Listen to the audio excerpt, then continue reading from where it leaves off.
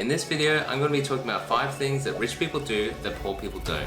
Rich people are rich for a reason, and it's not just luck. There's a quote from Chris Rock that says, "Wealth is not about having money, it's about having options." Rich people just think about things in a different way, and we're going to do a deep dive into that in this video. My name is Ray and I've done over $1 million in sales and growing. I've still got a long way to go, but I'm sharing what I learned on the way. So I got to thinking, what sets apart the rich from the rest of us, and I did some digging. It turns out that rich people do things very differently. Number one, they invest in themselves, like all the time. Rich people know that when you invest in yourself, you get the highest return. Unlike investing into stocks or real estate, the return on investment that you can get investing into yourself is tenfold. Alex Hormozi likes to joke and say instead of investing the S&P 500 to invest in the S&Me 500. When I first started my business journey, I read so many books and I watched so many YouTube videos to learn as much as I could about business. I had to train myself to think differently, to act differently, so then I could achieve different results from the life that I was going to live. It's personal development that underpins all other growth, and by continuing to invest in your mindset and your skills, you'll always remain competitive and adaptive in a world that's forever changing. That's how they're able to seize new opportunities, stay on top of trends, and be able to innovate within their field. If you look at someone like Warren Buffett, he reads 500 pages every single day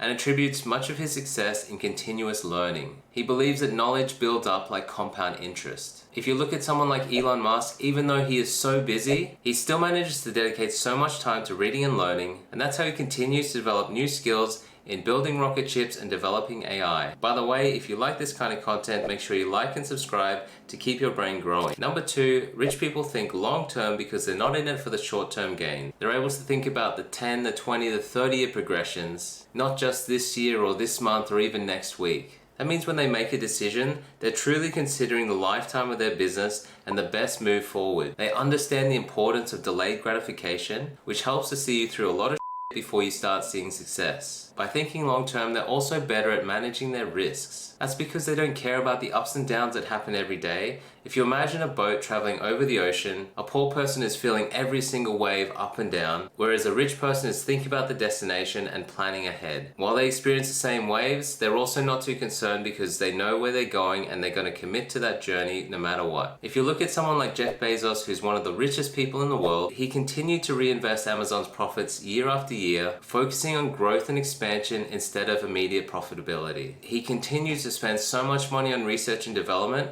and that's how he's always staying on top of new trends and opportunities that come up. One of the ways to start thinking like a rich person is to start thinking in decades, not days. That means planning life for 5, 10, and 20-year increments. Think about what kind of achievements you want to have professionally, personally, and financially at those increments. And once you've done that, break them down into smaller, more actionable steps. That's going to help you to make them more manageable and keep you going even when your motivation gets low. Rich people know that patience is key and true wealth takes time to build. Thinking long term for me has been a real challenge. I tend to get shiny object syndrome and I've tried a lot of different side hustles. So this is something that I'm really working on, but being able to stick with things long term is the real difference between someone who makes a little bit of money and someone who makes a lot of money. Bruce Lee says, "I fear not the man who's practiced 10,000 kicks once, but I fear the man who's practiced one kick 10,000 times." Could you imagine if you were able to focus on one thing and that's all you did your entire life?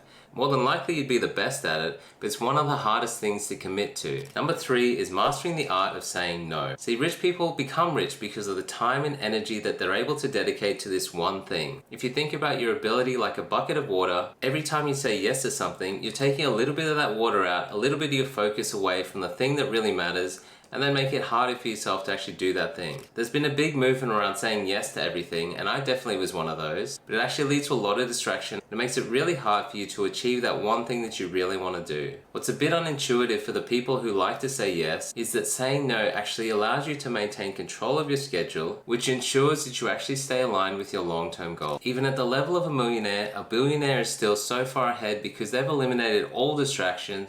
They're able to just focus on that one thing that they really care about and do that every single day. On top of that, when you're able to set strong boundaries, you protect your time and you protect your emotions to engage in activities that truly matter for you. One way that can help you make better decisions is to ask yourself, is this thing that I want to do going to help bring me closer to my goal or further away? And before you answer that question, open up your goal so you actually see it, and then you're going to know for sure whether you're yourself or not. Someone like Steve Jobs is the perfect example. Steve regularly said no to a lot of new innovations and potential projects, and he always brought it back to the company's vision and whether it aligned or not. One of the ways to get better at saying no, and this is something I've been doing, is to practice with little things. It's gonna really suck if you get FOMO like I do. If you're able to do it for the small things, you're gonna be able to gradually build up until you become more aware and more comfortable with saying no. Number 4 is to learn from failure and to keep going. The truth about anything you want in life is that it's gonna be hard and you are gonna fail. That's just a part of life. The rich understand that failure is not a reflection of you as a person, and if you never give up, you can never actually fail. The rich people understand that accepting failure means that they're able to bounce back and eventually overcome whatever obstacles that they ran into. Some of the biggest innovations have come through failures by analyzing them, strategizing, and coming up with a new solution to overcome that problem. One of the ways that have really helped me to overcome challenges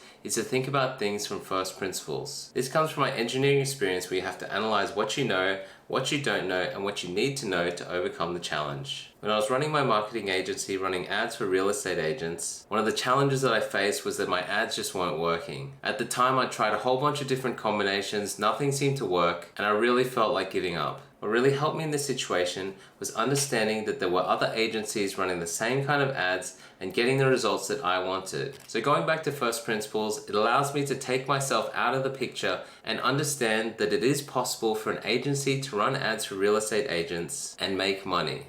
So then the difference is that I just don't know how to run those ads the same way that they do. And once I was able to eliminate my feelings about not being able to run ads and dissect the actual problem, I could then start to look at what factors in their ads were different to my ads. As I really drilled down, I could eliminate point by point until I saw that they were running ads for a particular suburb with an offer for a free appraisal. Up until that point, I've been offering free appraisals, but for a house specifically, and it didn't work anywhere near as well as offering for the whole suburb. Once I cracked that code, I was able to get at least 2 to 4 leads every single day. Everyone loves to talk about J.K. Rowling, and I'm going to do exactly the same. She faced so many rejections for Harry Potter, but the difference is with every rejection she faced, she improved her storytelling ability and ultimately went on to create one of the best series that have ever been published. One thing you can do to take the edge off failure, and this has helped me, is to just accept that failure is going to happen. It doesn't mean you're a bad person, it just means that the thing you tried just didn't work. And the level above that is to appreciate failure, because now that you've failed that one thing, you can improve it so it never happens again. And number 5 of what rich people do that poor people don't is that rich people aren't trying to look rich. They're actually trying to be rich. That means they don't need the expensive cars, the expensive house, the expensive watch, or the expensive clothes. All those things will come in time.